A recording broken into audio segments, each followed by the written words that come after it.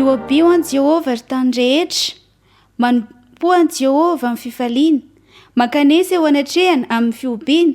Aoka ho fantatrareo fa Jehovah n'Andriamanitra, izy nanao antsika ary azy isika dia olony sy ondry fiandrina. Andeha ho fanomboantsika izao fotoana hariva izao dia ataontsika ny hira laharana 720 aviry vazantany eo.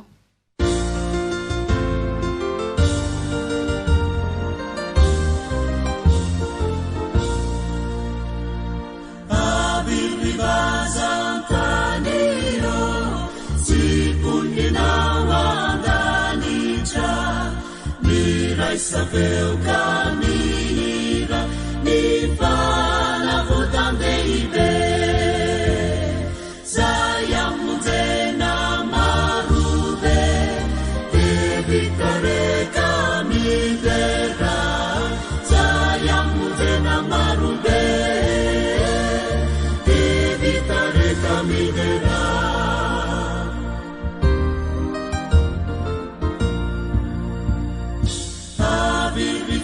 Yangunano Mahasandatu Renife Iderani Panavuta Nati Anefita Ziza Irawampande Anana Irasuni Ziuna Irawampande Anana Ziuna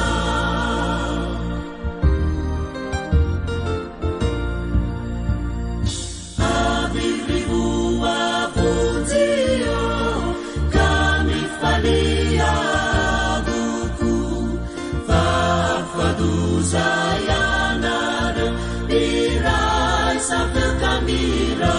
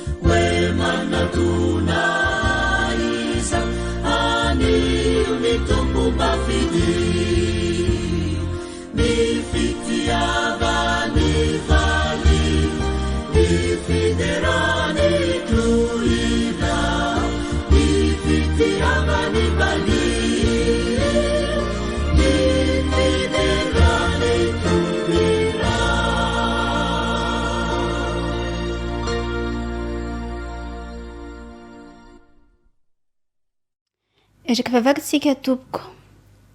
Ry Andriamanitra reny tsara indrizany an-danitro mankasitraka anao izay no mbola anomezanao tombontsoa ary indrindra izay tombo Sabata omenao tsirairay avy izao. Ankehitriny izahay tompo dia mangataka ny famondram-po feno avy aminao raha anao izao fotoana izao amin'ity takariva ity mba ho voninahitra ranao izany ary ho antra-kasitrahana amin'ny sisa fiandriananao. Mangataka ihany koa izay mba handrotsahanao ny fanahinao amin'ny fahafenony ka ny feonao no eninay mandritra izao fotoana hiarahanay aminao izao. Meteza amindra fosy andrakotra andrano sosarobidy ho amin'ny tsiray avy mba ho ekena eo anatrehanao izay ary ho hitatsianatsy noho ny fahasoavan'i Kristy ary indrindra ihany koa hananay anjara amin'ilay fiainana mandrakizay. Zavaka izany tonoina sirina amin'ny aranao Jesosy eo amin'ny efitra masina indrindra. Amen.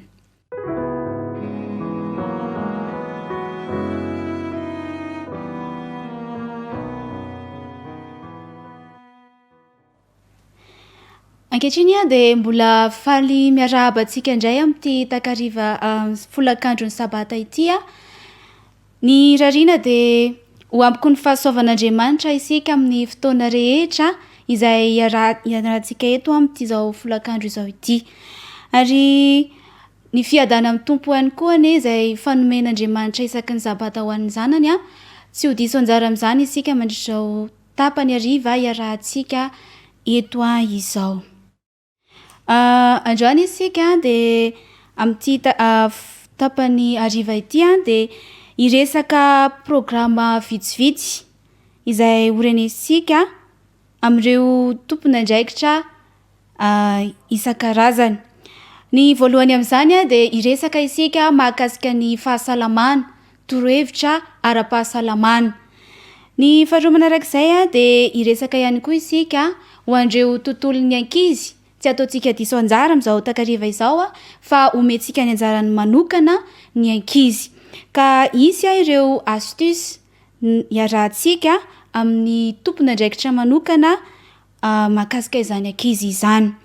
Ny programa fahatelo iarahantsika amin'ity tapany hariva ity dia ny fampahafantarana na ny fiangonana eny anivon'ny fiangonana distrika Ambohitrimanjaka moa izany. Ary ny farany dia ny vatsy izay orenesika hoentsika mamakivaky ny anemana vaovao izay mbola omen'Andriamanitra antsika ihany koa. Alohan'ny andrasantsika ny Dr Mihaja Rakotonarivo dia andeha isika anaraka hira anankiray mialoha izany.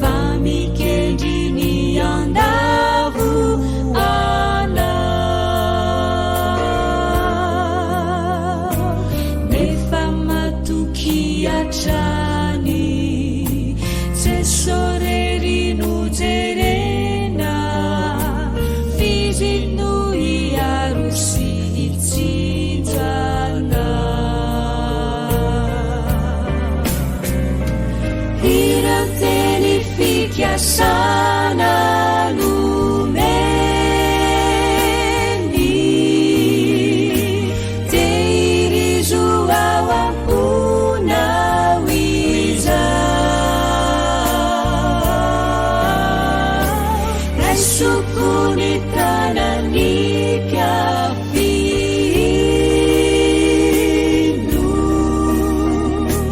izinu itarikya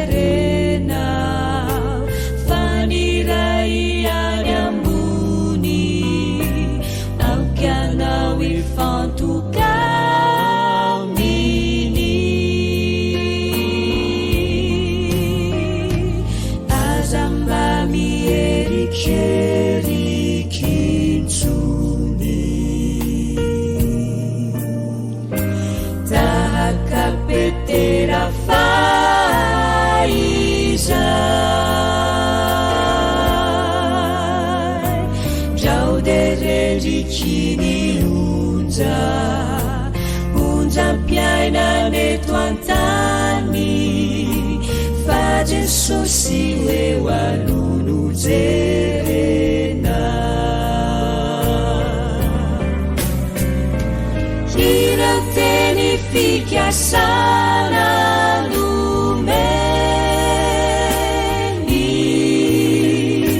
teirizuwa wampuna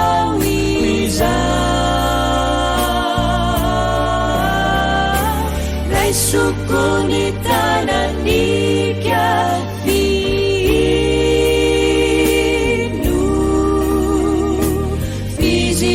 itarika ana fizino itarika ana fizino itarika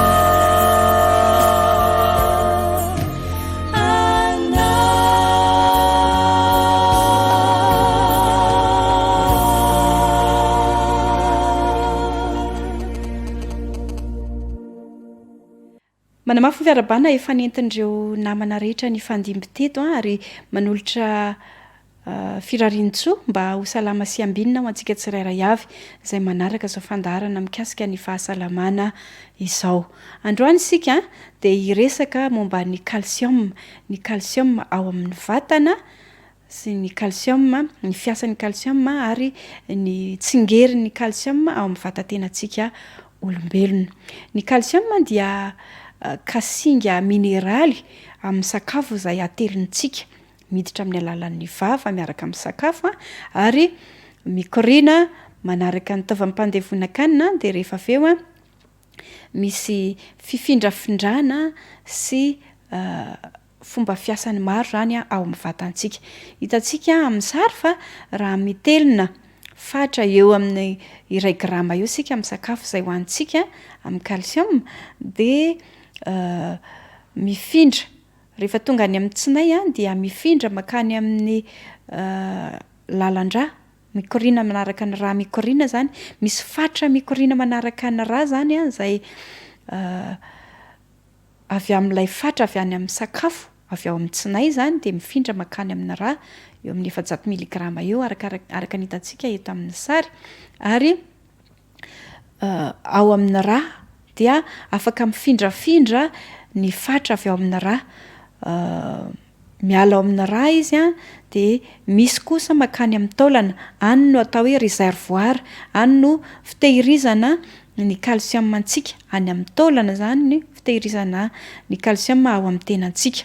Dia misy fatra zany izay alain'ny vatana indray afindrany avy ao amin'ny raha mikorina dia makany amin'ilay ao amin'ny taolana ary mety mifindrafindra ihany koa rehefa kely loatra ny fatra ao amin'io raha mikorina io dia miverina ilay avy any amin'ny taolana manampy an'ilay ao amin'ny raha mikorina satria ny fatra mikorina amin'ny raha iny dia mandeha mitety ny vatana manontolo ary miasa any amin'ny atidoha, any amin'ny nofotra, any amin'ny fo, any amin'ny lalandra. Dia mifindrafindra ohatran'izay avy any amin'ilay réservoir, avy any amin'ilay toeram-pitehirizana any amin'ny taolana zany miverina makao amin'ny raha mikorina ary miasa any amin'ny vatana. Dia rehefa somary betsaka be loatra ilay fatra any amin'ny raha mikorina iny dia misy ihany koa ny fatra izay mandeha any amin'ny vo, izany hoe makany amin'ny any amin'ny fanariam-pakon'ny vatantsika raha izay no azontsika ilazana azy, any amin'ny vo mba ho ariana amin'ny alalan'ny fivalanan-drano. Dia avy any amin'ilay taovam-pandevonan-kanina ihany koa hitantsika eto fa misy fatra izay tsy alain'ny tsinay makany amin'ny raha mikorina dia efa very sahady makany amin'ny fivalanana zany. Ireo zany ny tsingerin'ny calcium ao amin'ny tenantsika. Dia matetika misy olona mitaraina hoe ohatran'ny tsy ampy calcium za ty dokotera, reradreraka sy ny sisa, fa alohan'ny hijerentsika an'izay dia andao jerevantsika fa misy ihany koa fatra betsaka loatra ao amin'ilay raha mikorina. Rehefa mitranga ilay antsoina hoe hypercalcémie miteraka korontana ihany koa zany ny fahabetsahana tafahoatra ao amin'ny raha mikorina amin'io calcium io na deverantsika fa ilaina aza ny calcium. Somary resahantsika kely zany izay ny hypercalcémie dia miteraka satria betsaka loatra ilay fatra mikorina hozy izy tsika dia sahirana be zany ilay taova izay manadio ny vatana dia ny vo sy ny tsinay teo dia miteraka fitohanan'ny fivalanana any amin'ny tsinay, constipation hozy izy tsika dia miteraka ihany koa noho izay constipation izay dia mety misy mararirary any amin'ny kibo any. ndao jerentsika ny zavatra mitranga rehefa betsaka loatra ilay fatra ny korina tany amin'ny ra ka ahatonga fahasahiranana eo amin'ny vatantsika ihany koa zay tahaka ny hoe mahatonga fahasahiranana ny hypocalcémie dia mahatonga an'izay ihany koa ny hypercalcémie. Inona zavatra mitranga? Sahirana ny tsinay amin'ny fanarinany maloto dia amin'ny fanarinany fatra mihoatra amin'ny calcium zany de mety hiteraka constipation zany sy fanaintainana any amin'ny kibo. Eo amin'ny fo ihany koa de izy olana satria betsaka loatra le fatra de ho tsentsina ny fontsika amin'izay fotoana izay ary mety hitranga ihany koa ilay antsoina hoe calcul rénal, zany hoe misy vato miforona any amin'ny rein ary hiteraka fanaintainana be sy fahasarotana eo amin'ny fo. Hiresaka ny hypocalcémie amin'izay tsika, ny zavatra mitranga zany rehefa kely loatra ilay fatra mikorina any amin'ny ra amin'ny calcium io ary misy korontana mitranga eo amin'ny vatana. Rehefa kely loatra ny calcium matetika no mitaraina somary kendakenda na somary volovolo matetika any amin'ny ratsambatana sy ny tanana, ny tongotra ny olona rehefa tratra an'izay hypocalcémie izay satria ny calcium dia miasa any amin'ny nofitra andresantsika teo ary mampandeha tsara an'izay asan'ny nofitra izay. Rehefa tsy ampy ny calcium de misy mikainkokaikona zany ny nofitra na mahatonga an'izay crampe andresantsika izay sy ny miovitrovotra matetika misy ohatran'ny miovitrovotra ho azy etỳ amin'ny tavana any amin'ny nofitra sasany any amin'ny vatana any vokatr'izay tsy fampiana calcium izay. Ohatra mitaintain-dava ihany koa ny marary de misy fotoana ohatran'ny hafahafa ny fahenon'ny fony, ohatran'ny midobodoboka loatra na somary reradreraka na tsy de mahazoazo aina tsara izy. Rehefa tsy ampy loatra zany ny fatran'ny calcium mikorina any amin'ny ra. Ny zavatra mateti-pitranga ihany koa indrindraindrindra eo amin'ny zazazay mbola tokony hitombo rehefa tena ambany loatra ny fatran'ny calcium dia mitranga ny fahasimbana any amin'ny taolana satria hozy isika teo hoe any amin'ny taolana no misy ny réservoir, no misy ny fatra tahirina calcium ao amin'ny vatantsika ka rehefa niala daholo le tahirina calcium atao amin'ny vatantsika iny zany ny zavatra mitranga dia malemy le taolana, marefo le taolana. Raha ohatra ka tokony hijoro mahitsy tsara izy de somary lasa mivilana ilay aretina malaza antsoina hoe rachitisme vokatry ny tsy fahampiana calcium, vokatry ny tsy fahampiana vitamine D ihany koa satria ny vitamine D dia anisan'ny manampy mandraikitra ny calcium any amin'ny taolana ka mahatonga ny malformation, zany hoe lasa miova bika ilay taolana zany, lasa mivilana, lasa somary ohatran'ny farangososiny io ilay ranjo na ilay feza tokony ho mahitsy tsara. De misy olana mitranga ihany koa any amin'ny nify, ny nify de mba taolana ihany koa, lasa somary marefo, mora simba sy mora tapaka, malemy zany ny nify tratran'izay tsy fahampiana calcium izay. Fa ohatry ny ahoana moa ny fatran'ny calcium tokony hohanina eo amin'ny olona tsirairay avy. Ny fatran'ny calcium ilain'ny vatantsika zany isan'andro. Ny ankizy kely dia mila calcium be de be. Ny zaza minono ohatra dia mila 500 milligramme isan'andro eo. Amin'ny mahazaza minono azy de tsy mihinana afa-tsy nono izy. Ilay zaza mena izay tsy mihinana afa-tsy nono dia mila fatrana nono be de be zany de ho hitantsika rehefa avy eo fa mila fatrana calcium be de be koa zany ny reny mampinono.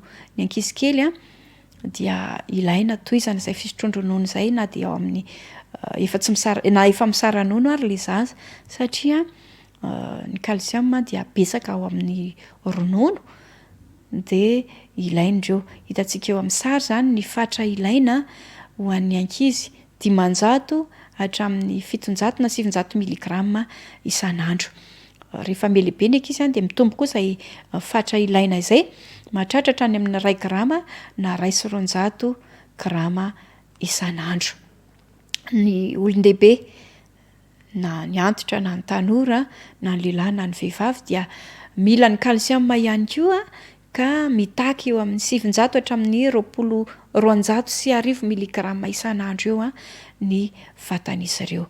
Ary tia lendresantsika teo ho an'ny vehivavy bevoka sy ny vehivavy mampinono dia mila fatra ambony hatrany amin'ny 20 miligrama isan'andro mihitsy aza ho an'izay calcium izay.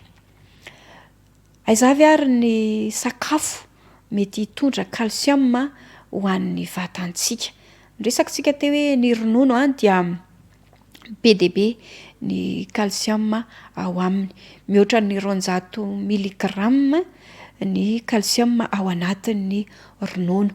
Ny ronono sy ny vokatra azo avy amin'ny ronono ny yaourt, ny fromage ireny zany dia anisan'ny manan-karena ary ny malaza indrindra manan-karena calcium ilain'ny vatantsika.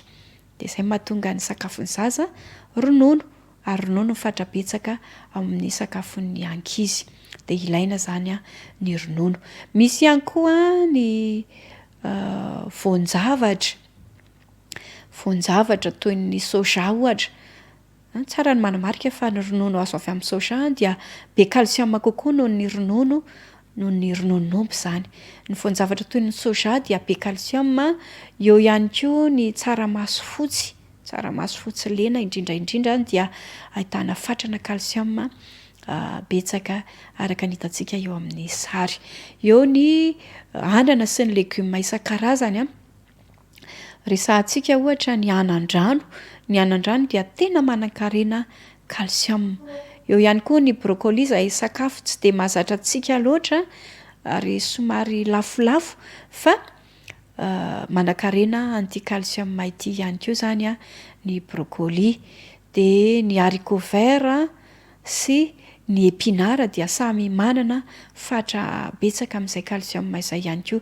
Ny anana maitso zany dia ao anatin'izay ireo ny tany izayntsika teo ireo. Ao anatin'ilay voan-javatra mbola misy ny voanjo azontsika resahana ihany koa.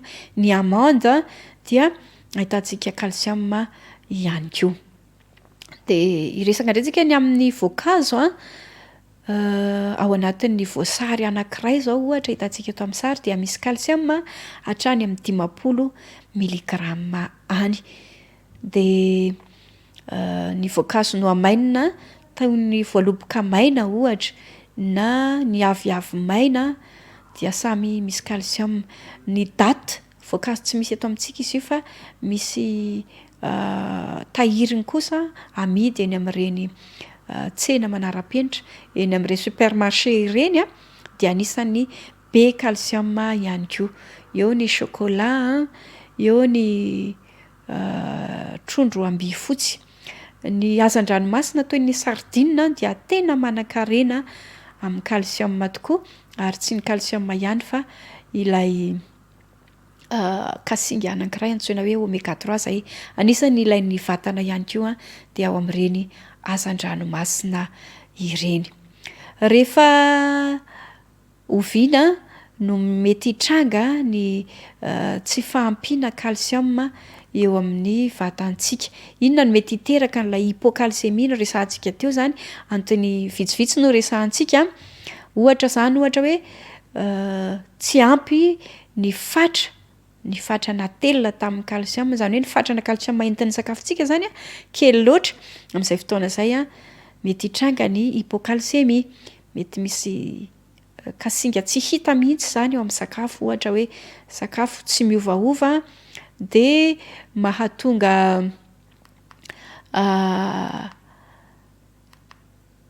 tsy fahampiana calcium, satria tsisy calcium mihitsy, mety tsisy mihitsy amin'ireo zavatra izay notanisaintsika teo aloha zany ilay sakafo.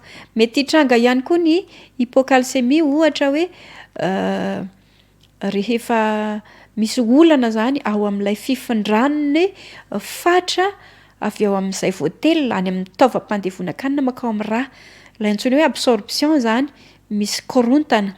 Zany hoe ao amin'ny tsinay mety misy aretina, mety misy zavatra mibahana an'ireo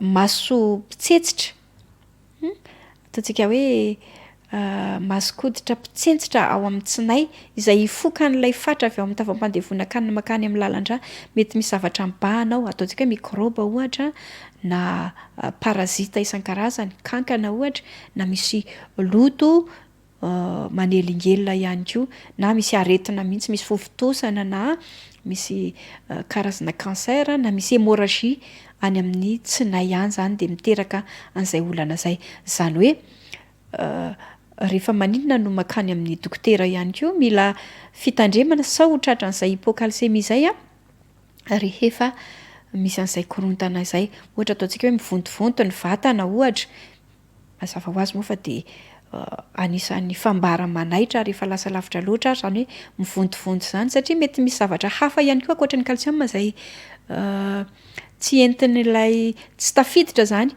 avy any amin'ilay sakafo levona makao avy ao amin'ny tsinay makany amin'ny lalan-drà de hiteraka korontana hafa mety hiteraka an'izay fifotosana zay efa tokony ho mailo zany fa anisan'ny efa tsy tafiditra ihany koa ny calcium amin'izay fotoana izay mety misy areti-pivalanana matetika ohatra de mahavery ny calcium any amin'ny rà ihany koa zany hoe avy any amin'ny taovam-pandevonan-kanina tratran'ilay areti-pivalanana de tsy tafiditra makany amin'ny rà mikorina zany ilay calcium olana eo amin'ilay absorption eo amin'ilay fitsetsefany rà zany ny avy ao amin'ny tsinay fa mety misy olana ihany koa ankoatran'izay mahakely an'io fatra mikorina io raha ohatra ka betsaka loatra ilay fahaverezana ankoatran'ny hoe kely loatra ny fatra natelintsika tamin'ny alalan'ny sakafo de misy fikorontanana eo amin'ilay absorption eo amin'ilay fifindrana makany amin'ny tsinay de betsaka loatra ilay fahaverezana zany hoe raha betsaka loatra ny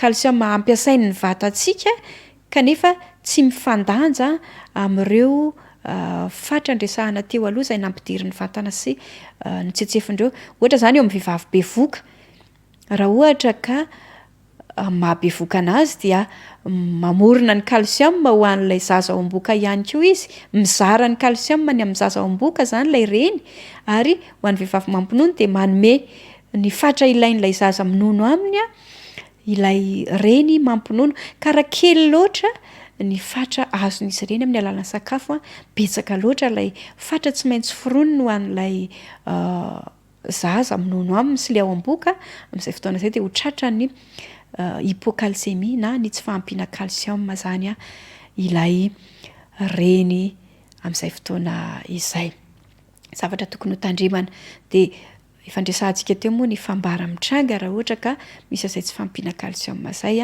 ny arerahana ihany koa de anisan'ny fambara satria fantatritsika hosintsika teo manamafy ny taolana no mitondra ny vatantsika mandritra ny tontolo andro amin'ny fietsena na amin'ny asa andavanandro de mazava ho azy fa aheno reradreraka sy kelikely aina torovandrovana isika rehefa tratran'izay tsy fahampiana calcium zay na zany na tsy zany tsy hoe isaky ny reraka de hihinana calcium fa tsara foana ny manantona mpitsabo mba hamantarana hoe inona koa ny antony hafa mety hiteraka an'izay faharirahana izay mamaraparana sika de tsetsatetsa tsy aritra matetika rehefa eny amin'ny fiainana andavanandro eny de eniny hoe tsy ampy calcium satria mery mihinana mangahazo loatra ny mangahazo zany dia sakafo anisan'ny sakafo mahavelona mitondra hery fiasana ho an'ny vatantsika fa manana toetra ratsy ny mangahazo zay ataontsika tsetsatetsa tsy aritra fanamariana kely fotsiny mifoka ny calcium zay entin'ny sakafontsika zany ny mangahazo izy tsy afaka manala ny calcium any amin'ny réserve ny vatantsika zany hoe le efa raikitra any amin'ny taolana tsy azony kitihana fa izy kosa dia mibahana ny calcium entin'ny vatantsika mba tsy ho tafiditra any amin'ny lalan-drà ka zay no mahatonga ny mangahazo mila fikarakarana manokana alona rano ela ampangotrahana indrona intelo ariana rano mba hialany ilay kasinga ao amin'ny mangahazo ihany koa zay mahatonga an'izay asany mibahana ny fidiran'ny calcium any amin'ny vatantsika izay no amaranantsika ny resaka mikasika ny calcium irariana mba hitondra fa miparalalàna ho antsika tsirairay avy zany hitondra fahasalamana ho antsika ihany ko any dia entina mametraka ny veloma mandra-piona mandra-pitafa misaotra veloma tompoko.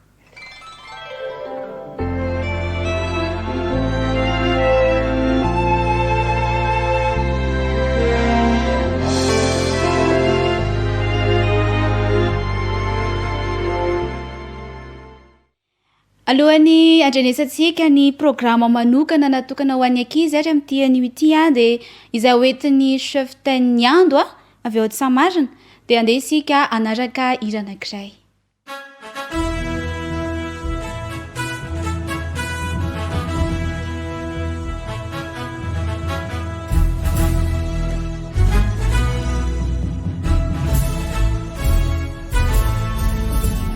Oh,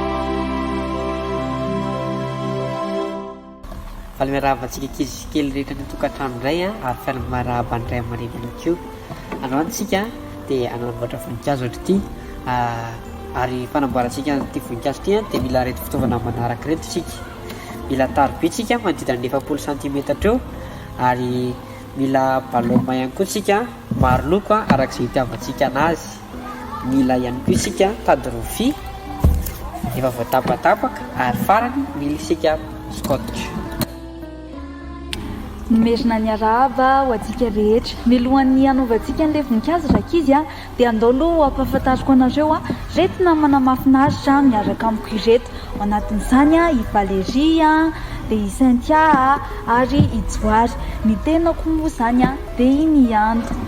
Ny zavatra ho ataontsika voalohany ary a dia ny felan'ilay voninkazo dia mila n'ilay taroby isika eto a dia aforisitsika anankiroa tahaka izao ilay taroby dia maka baloma anankiray tsika araka ny loko tiantsika dia atsofotsika ao anatin'ilay baloma ilay taroby eo amin'ilay ny firetany no anatsofoana anazy fa tsy aty ambany atsofotsika eto ilay izy zany izao dia enjanona midina tazomintsika dia enjanona midina dia maka tady kely na kofehy kely tsika amatorana anazy.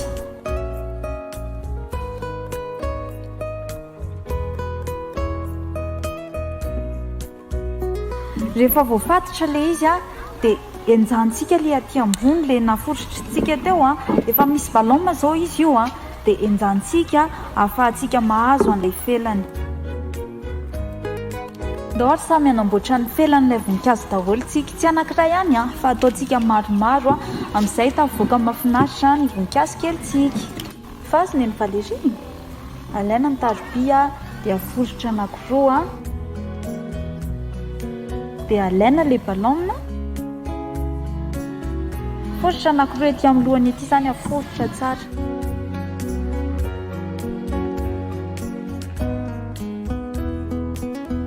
dia atsofoka ao ilay baloma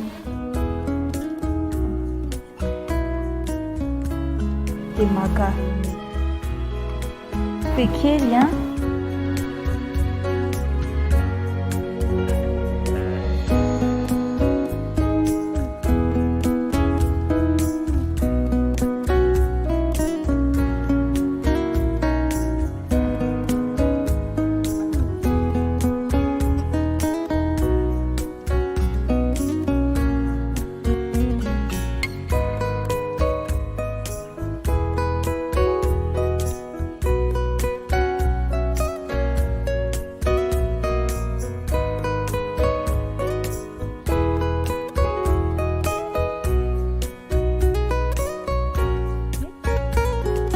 stoma dia tazoma izao stoma eo dia tazoma dia sady mamositra.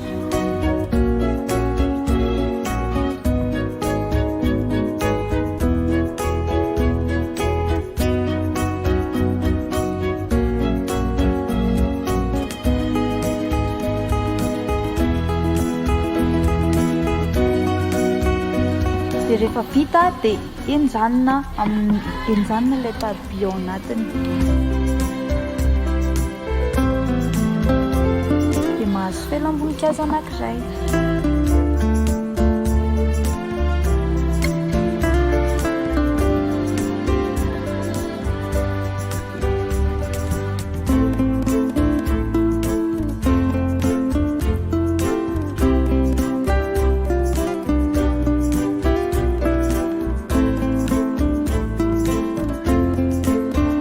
Afaka ataontsika matsokotsoko ny lohany, afaka ataontsika somary maka endrika boribory ohatran'izao zany.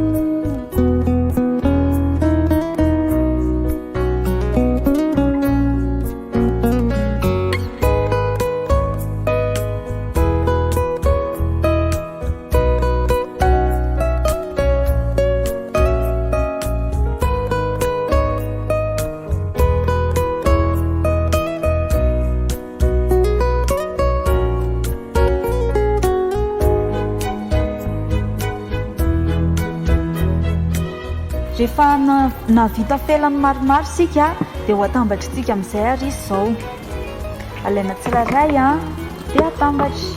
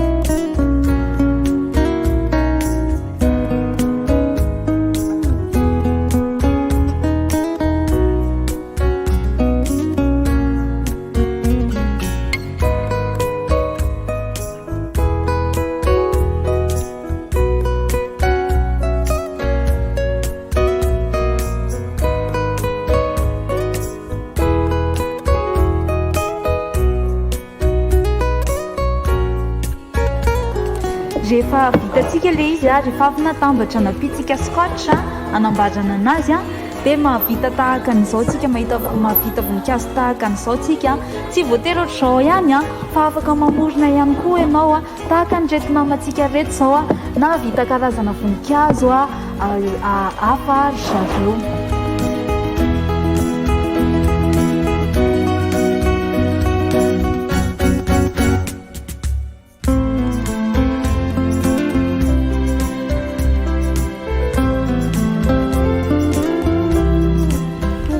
Tsika rehetra indray a nanaraka trano farany mena a fa manana voninkazo tsara tarehy kely tahaka izao daholo a itsika ankizy kely any an-trano veloma miandram-poana daholo e. Veloma.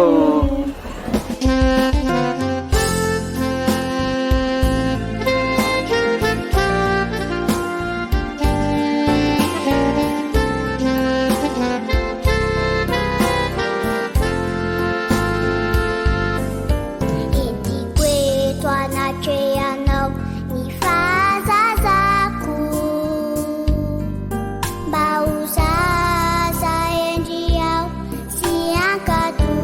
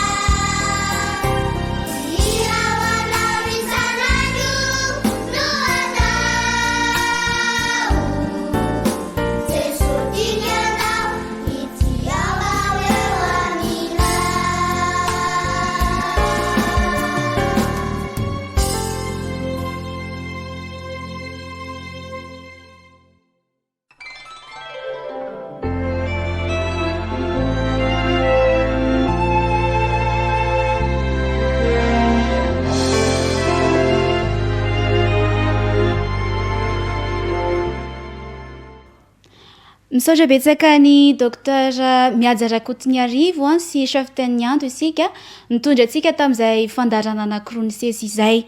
Ankehitriny kosa isika dia anaraka ny fandaharana fampahafantarana ny fiangonana any amin'izany distrika Ambohitrimanjaka izany. Ka andeha isika anaraka hira anankiray.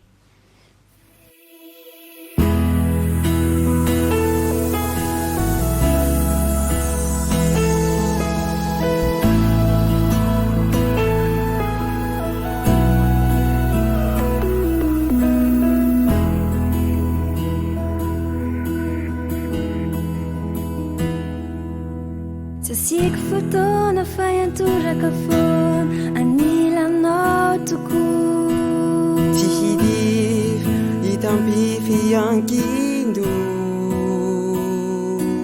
Na mibaliky na mangatsiky nino namanjo manantena anao ny fo. Tsasiako fotoana fa iantoraka foana anilanao tokoa. Tsy hidiry hitambify ankindo na mibaliky na mangatsiky nino namanjo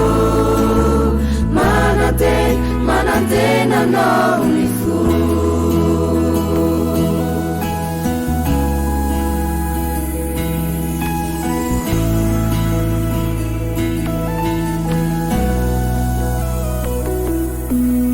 Lasa rehetra tsy nasinao fetra fa ampokiny soa. Niandroany dia azinany aniko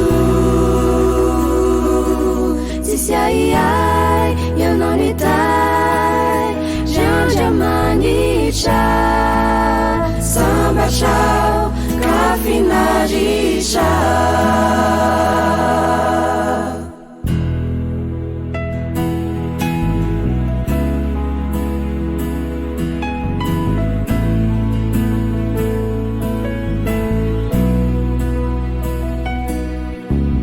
Torirai fa mandrakizay refanomaninao zava-misy zonany indry lazavoko ireo taloha fa fiainam-bahoaka paradis ao andanitra fototry ny fianakanao somalala piano tarainako zobutsy adala fisarana no atombavako satria tsy arova lazako reo fitahiry tsy aivahiry fity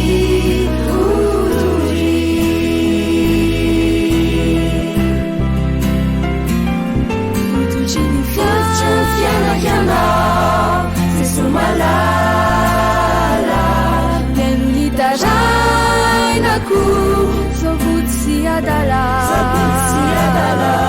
fisarana no atombavako satria tsy arova lazako reo fitahiry tsy aivahiry fity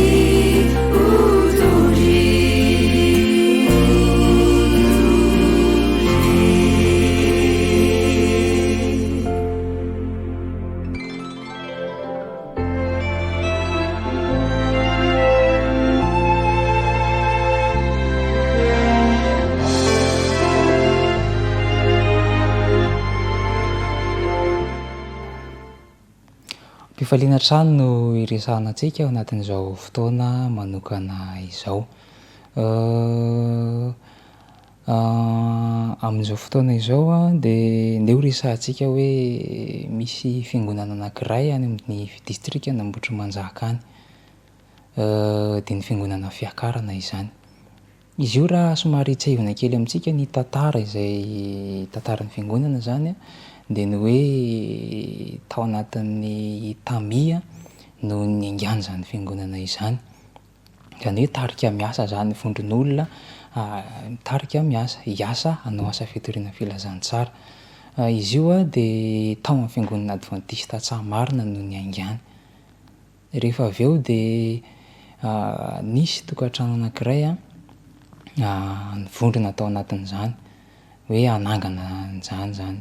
De nitoy ny fotoana, nandeha ny fotoana de niamaro tamin'ny alalan'ny asa fitoriana, ary amin'izao fotoana izao de hiatrika fiaikana lehibe zany fiangonana izany, satria isaorantsika Andriamanitra fa efa navita fiangonana izany fiangonantsika izany, navita trano hivavahana.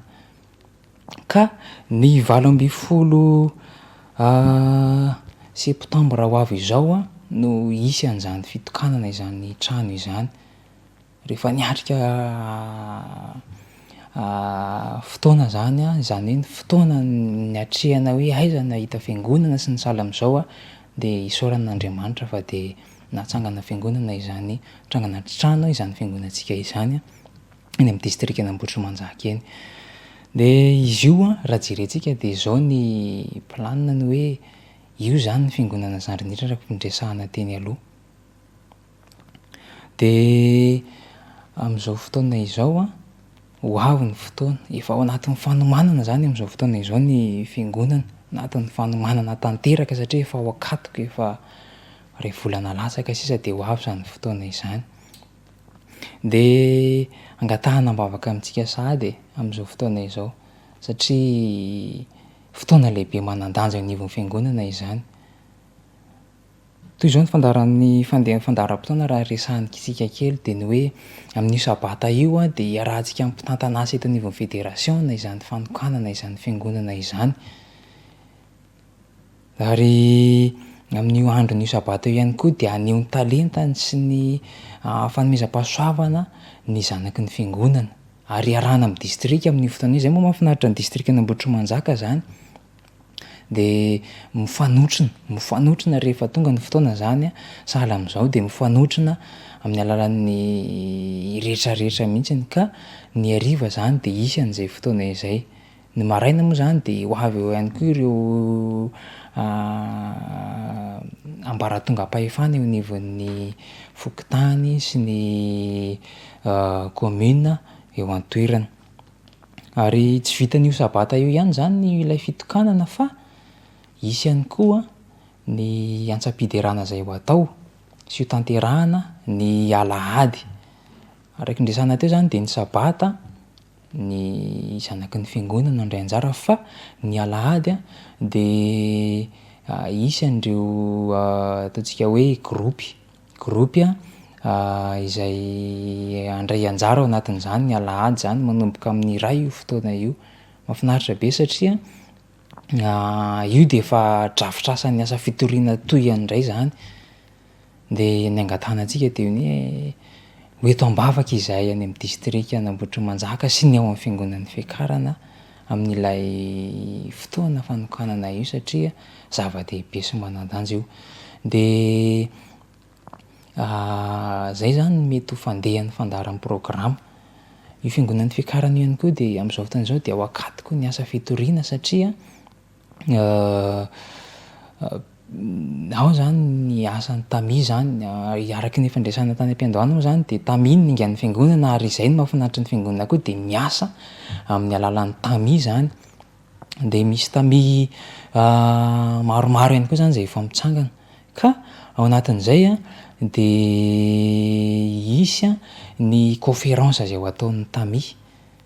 Ifanesy zany izy io hoe andehany eo amin'ny eo anivon'ny fiangonana de mitatra makany amin'ny isaky ny tami tsirairay avy any, de hiatrika an'izay ihany koa zany ka angatahana vavaka amintsika hatrany zany. Izay zany de mbola zandriny zanam-piangonana ka zay angatahana hivavaka ny amintsika tsirairay avy.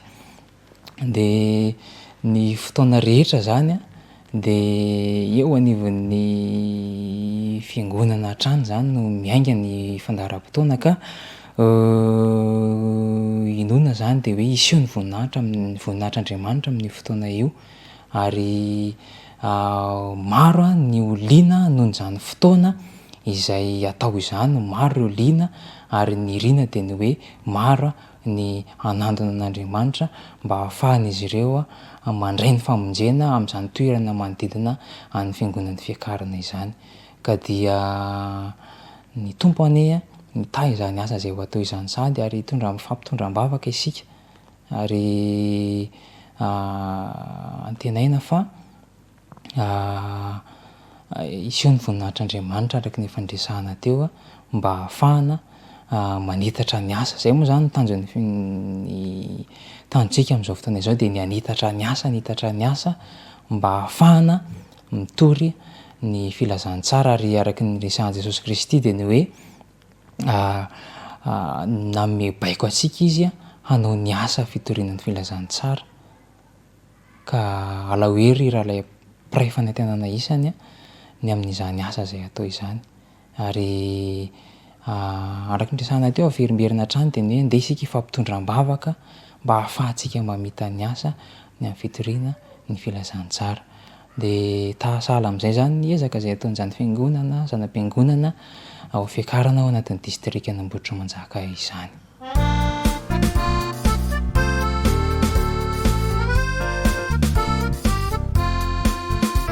Lazaiko tsy misy afeniko toriko amin'ny feoko ataoko reny zao tontolo izao Jesosy fitiavana. Lazaiko tsy misy afeniko toriko amin'ny feoko ataoko reny zao tontolo izao Jesosy fitiavana. Ny faniriko androany ny tompo itorisy lazany afatra ny teninao de boky tena manambara le famonjena lehibe azo antoka. Lazaiko tsy misy afeniko toriko amin'ny feoko ataoko reny zao tontolo izao Jesosy fitiavana. Lazaiko tsy misy afeniko toriko amin'ny feoko ataoko reny zao tontolo izao Jesosy fitiavana. Ny fikasako izao shitompo anaraka ny teny masinao ny teninao de jiro manazavay azoko miditra amin'ilay tany vao.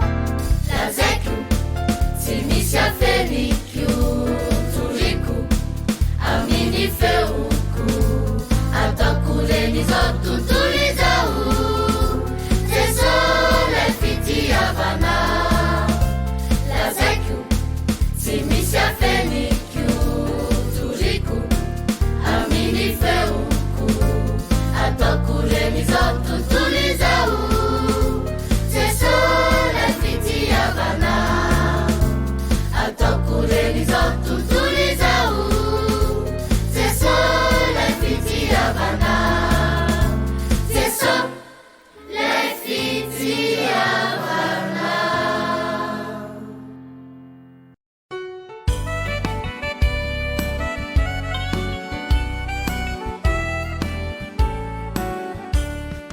Ry rahalahy sy anabavy malala mpiray fanantenana ao amin'ny tompo faly miarabantsika indray ny tenako amin'ny alalan'ity fandarana ity.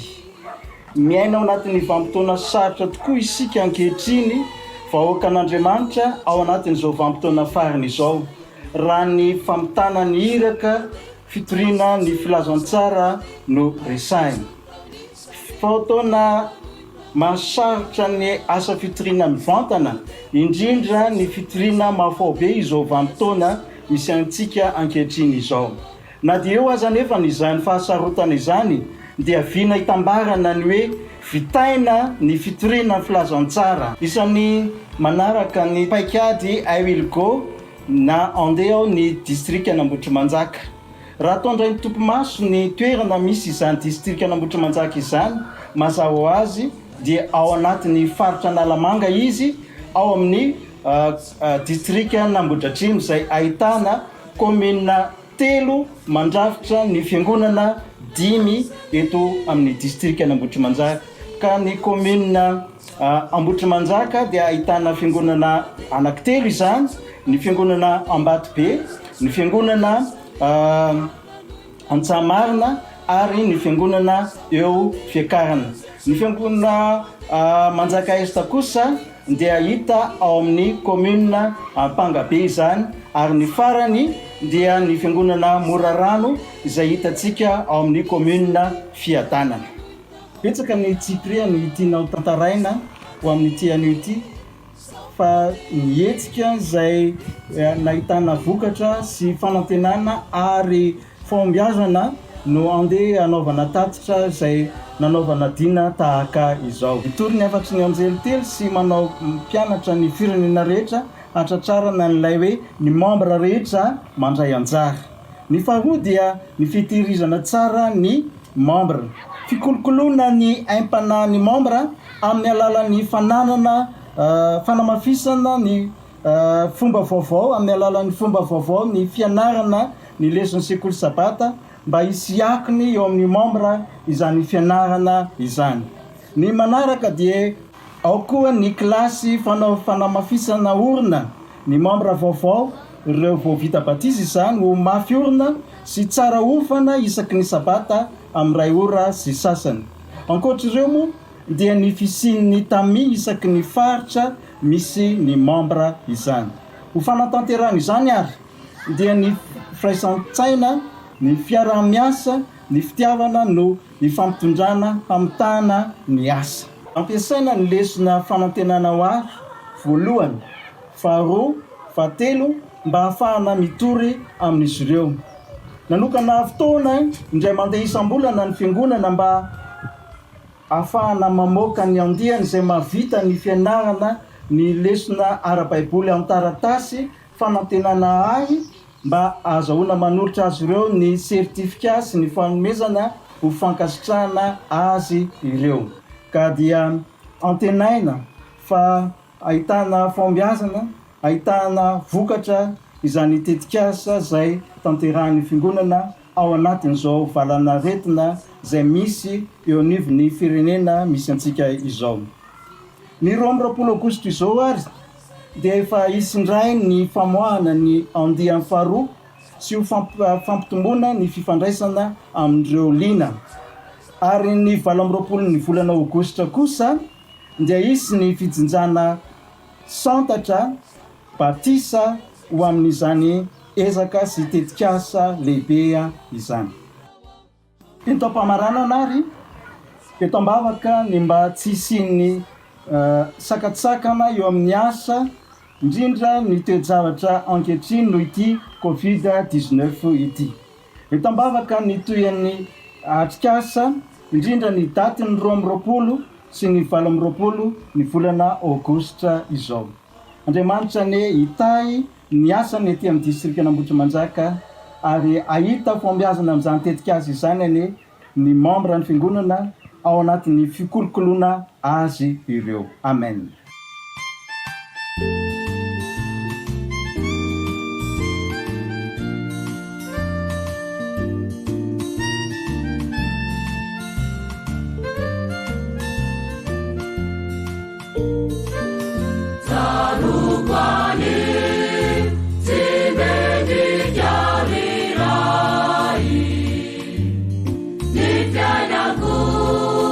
Malutu timati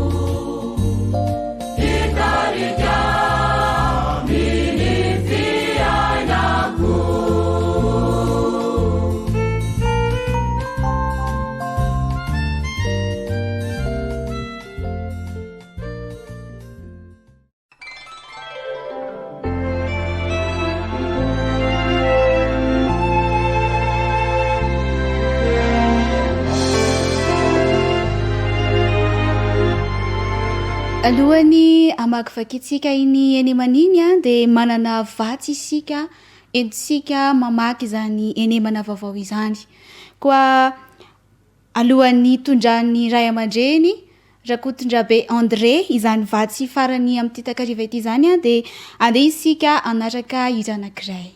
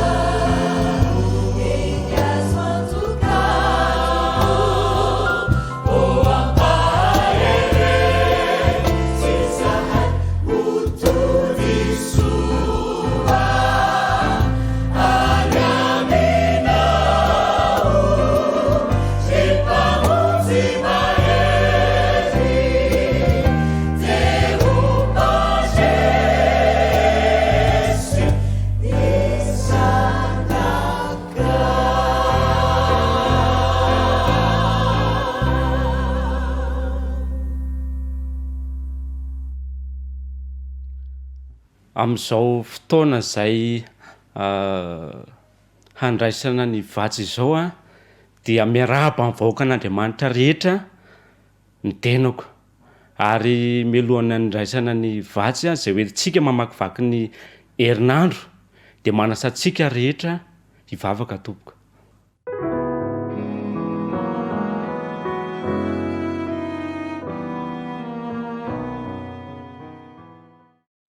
Andriamanitra rainay tsara sy masina indrindra izany an-danitra, amin'izao orasy fotoana izao dia mangataka anao ny tenako ankehitriny ho an'ny vahoaka rehetra izay manatrika izao fotoana izao.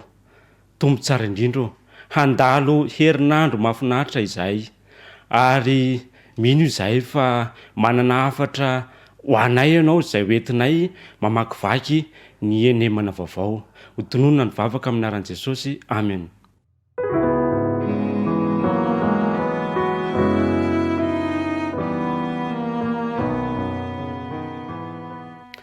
Ry havana malala amin'izao fotoana izay olalovantsika afaka fotoana foy izao dia manana hafatra tokoa Andriamanitra izay hoentintsika iaina mandritra ny enemana mahafinaritra. Ny hafatra izay omen'Andriamanitra any vahoakany amin'ity fotoana ity izay hoentina etrena amin'ny herinandro dia izay voasoratra ao amin'ny Apokalipsy. Apokalipsy toko 7 dia ny 10. Manasa antsika mba hanokatra ny Baiboly mba ahitantsika ny hafatra izay voasoratra. Apokalipsy toko 7 dia ny 10. Izao ny vaky ny teny amin'ny anaran'i Jesosy: satria efa nitandrina ny teniko ny amin'ny faharetana ianao, izao kosa hiaranao ho voavonjy amin'ny andro fakapanahy izay efa hiatra amin'izao tontolo izao ho fizahantetoetra izay monina ambonin'ny tany. Ny apôstôly Jaona dia nanoratra ny hafatra ho an'izao vanim-potoana misy antsika izao, satria ny bokin'ny Apokalipsy dia bokin'ny andro farany. Isika dia miaina ao anatin'izany andro farany izany. Mahafinaritra ny tenin'Andriamanitra izay ampitondrain'Andriamanitra amin'ny mpanompony ho an'ny vahoaka izay miaina amin'izao andro farany izao, satria dia miresaka Andriamanitra amin'ny alalan'ny teniny manao hoe: satria efa nitandrina ny teniko ny amin'ny faharetana ianao. Amin'izao fotoatsarotra izay hodiavintsika izao, satria dia efa miaratsy izao vanim-potoana izay iainantsika izao. Iarahantsika malala ny toe-javatra mitranga any amin'ny aina aman-jery, any amin'ny gazety any. Ary izay indrindra ny antony nanoratan'ny apôstôly Jaona ny hafatra ho an'ny vahoaka farany amin'izao androntsika izao. Ary Andriamanitra mahalala ny hafatra izay sahaza amin'ny vahoaka an'Andriamanitra. Ary tonga amin'ny fotoana izay ilana azy isika rehetra eto. Rehefa mandray ny tenin'Andriamanitra isika, rehefa miaina amin'ny tenin'Andriamanitra isika, dia mazava ny antoka, mazava ny fiarovana lazain'ny tenin'Andriamanitra. Ozy izy hoe: izao kosa ozy izy hiaranao amin'ny andro fakapanahy izay fizohan-toetra hiatra amin'izao tontolo izao. Fantatsika ny fakapanahy izay lalovana eto amin'ity tany ity, ary misy amin'izy ireny dia mandavo eny fa na dia ny olom-boafidin'Andriamanitra azy. Eto izany dia manana antoka lehibe ny vahoakan'Andriamanitra, miakina amin'Andriamanitra, satria dia Andriamanitra no antom-pisiantsika. Ho aiza moa isika eto amin'ity tany ity? Isaorana n'Andriamanitra, satria manana antoka isika dia manana an'Andriamanitra. Izy irery ihany no afaka hitokoitsika ao anatin'ny ady izay tsy maintsy atrehantsika. Andeha hamakivaky ny herinandro isika, oka hitoky amin'ny tenin'Andriamanitra isika ilay arofanina fiarovana ny ara-panahy isika. Aza aty amin'izao tontolo izao ozy izy ny tenin'Andriamanitra, fa aty amin'izao tontolo izao kosa no ahitanareo fahoriana. Kanefa matoky fa izao efa naresaizao tontolo izao. Ilay Jesosy tenin'Andriamanitra no miteny an'izany, ary mino fa manana hery sika hoentina hiatrehana an'izany herinandro izany. Tsy tokony atahotra isika, ny vahoakan'andriamanitra dia manana ny finoana manana ny finoana an' jesosy mibandrana an' jesosy ary ny fiainantsika dia mifanaraka amin'ny tenin'andriamanitra mifanaraka amin'ny tenin'andriamanitra mandrakariva mba ahafahana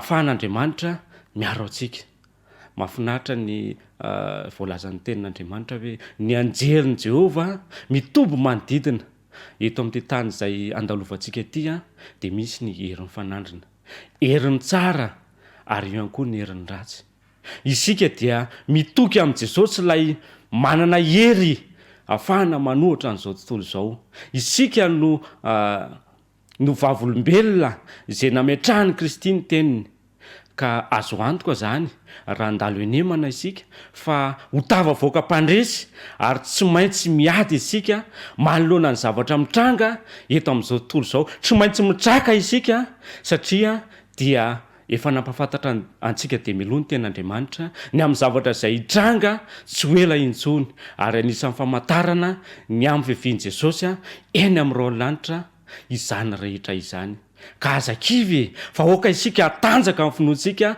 oka hiantehitra amin'Andriamanitra amin'ny tenin'Andriamanitra isika hiazona ampinoana ka tsy hamela tsy ravoravo-tanana amin'izao isika eo ampipetrehana ny herinandro tsy ny herinandro ihany fa ny androm-piainantsika rehetra mihitsy rehefa miverina Jesosy dia azo antoka fa hifarana ny ady izay hifanaovana amin'ny ratsy makasitraka antsika rehetra izay nandray ny hafatra ary mino fa manana hery isika ahafahana mijoro mandritry ny herinandro faly Jesosy satria dia manana vahoaka matanjaka eo amin'ny ara-panahy etrehana sy amakivaky ny ity herinandro ity hamarana ny fotoana ambavaka isika amin'izao fotoana izao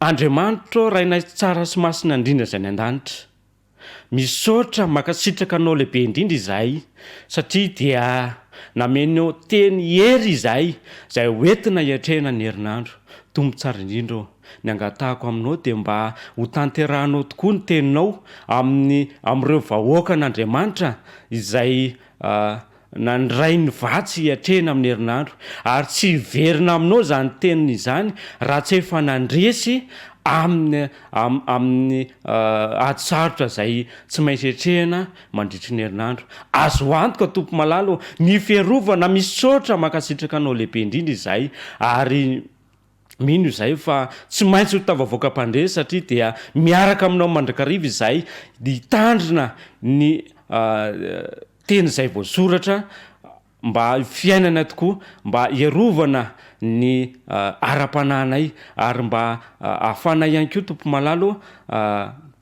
atoko bebe kokoa ny amin'ny zavatra izay tsy maintsy atsehana ampitsahivanay tsiraray avy mandrakariva tompo malalo fa manana anao izahay tsy irery izahay na dia mandalo zavatra sarotra aza ary mino ihany koa izahay fa anisan'ny antoka ho anay tompo malalo izany vatsy hiatrehana mandritry ny herinandro izany dia mankasitraka noho ny valim-bavaka izay afataonao aminay vahoakanao sy mbola ataonao ihany koa amin'ny androm-piainanay mandra-piverinao eny amin'ireo lanitra amin'ny anaran'i Jesosy no irina sangatana ny vavaka amen